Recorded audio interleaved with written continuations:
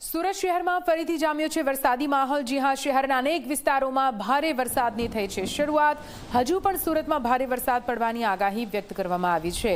દ્રશ્યો આપને બતાવીએ, જ્યાં શહેરના અનેક વિસ્તારમાં ભારે પવન સાથે ફરી એકવાર વરસાદની શરૂઆત થઈ છે। વરસાદી પાણી હાલ તો સુરતને ડરાવી રહ્યા છે, કેમ કે સુરતમાં ફરી એકવાર પૂરની પરિસ્થિતિ ઊભી થઈ છે। ખાડીનું જળસ્તર સતત વધી રહ્યું છે અને વધતું જળસ્તર કેવી રીતે લોકોના ઘરો, લોકોની દુકાનો સુધી પહોંચી ગયું છે અને તેના કારણે લોકોની મુશ્કેલી વધી છે। જો કે હજુ પણ અનેક એવા વિસ્તારો જ્યાં ભારે વરસાદની આગાહી કરવામાં આવી છે અને તેની વચ્ચે ફરી એકવાર ભારે પવન સાથે વરસાદી માહોલની શરૂઆત।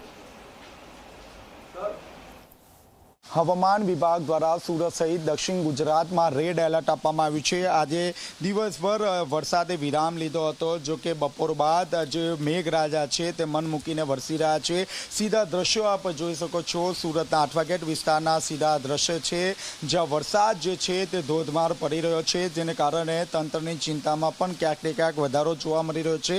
કારણ કે સુરતમાંથી પસાર થતી 5 ખાડીઓ પૈકી હજી પણ એક જે ખાડી છે તે ઓવરફ્લો જોવા મળી રહી છે અને ખાસ કરીને હજી પણ જે ખાડી વિસ્તાર છે તેમાં ખાડી પૂરની પરિસ્થિતિનું નિર્માણ થયું છે। ત્યારે જે રીતે વરસાદ વરસી રહ્યો છે, તંત્રની ચિંતામાં પણ એટલો જ વધારો જોવા મળી રહ્યો છે। હાલમાં જો વાત કરીએ તો એક એનડીઆરએફ અને 5 એસડીઆરએફની જે ટીમ છે તે ટીમને તૈનાત કરવામાં આવી છે। આ ઉપરાંત વાત કરીએ તો વધારાનો જે ચાર્જ છે તે પૂર્વ મ્યુનિસિપલ કમિશનર શાલિની અગ્રવાલને સોંપી દેવામાં આવ્યો છે। અત્યાર સુધી 2700થી વધુ લોકોનું રેસ્ક્યુ ઓપરેશન પણ હાથ ધરવામાં આવ્યું છે। આ તમામ લોકોને સ્થાનાંતર જગ્યાએ ખસેડી દેવામાં આવ્યા છે। આ ઉપરાંત જો વાત કરીએ તો હજી પણ આકાશમાં કાળા દિબાગ જોવા મળી રહ્યા છે, એટલે કે દિવસભર ભારે વરસાદ રહેશે તેવી પૂરેપૂરી શક્યતા અહીં જોવા મળી રહી છે।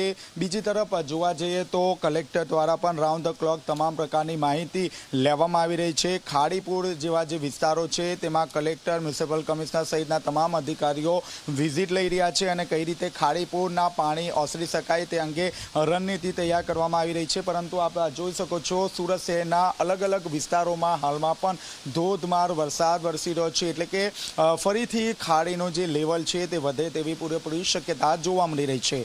કેમેરામેન વિજય ભેસાણે સાથે ચેતન પટેલ, ઝી મીડિયા, સુરત।